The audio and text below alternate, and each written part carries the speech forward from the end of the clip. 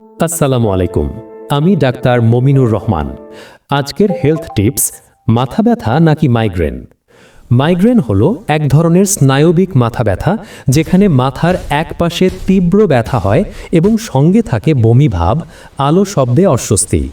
মাইগ্রেনের সাধারণ লক্ষণ: মাথার এক পাশে ধুকধুক করা ব্যথা, আলো বা শব্দ সহ্য না হওয়া, বমি ভাব বা বমি, চোখে ঝাপসা দেখা, মাথা ঘোরা, কখনো চোখের সামনে ঝিলমিল আলো অরা। কখন বাড়ে? না খেয়ে থাকলে, ঘুম কম বা বেশি হলে, অতিরিক্ত মোবাইল স্ক্রিন দেখলে, মানসিক চাপ, তীব্র রোদ বা উচ্চ শব্দে। মাইগ্রেন কি বিপজ্জনক? মাইগ্রেন সাধারণত সরাসরি জীবননাশ করে না, তবে এটি দৈনন্দিন জীবনকে ভীষণভাবে ব্যাহত করে। দীর্ঘদিন অবহেলা করলে সমস্যাটি আরও বেড়ে যেতে পারে। কখন ডাক্তারের কাছে যাবেন? মাথা ব্যথা বারবার হলে, ওষুধে কাজ না করলে, মাথা ব্যথার সঙ্গে কথা জড়িয়ে যাওয়া বা হাত পা দুর্বল হয়ে পড়লে তখন অবশ্যই স্ট্রোকের সম্ভাবনা পরীক্ষা করে দেখতে হবে।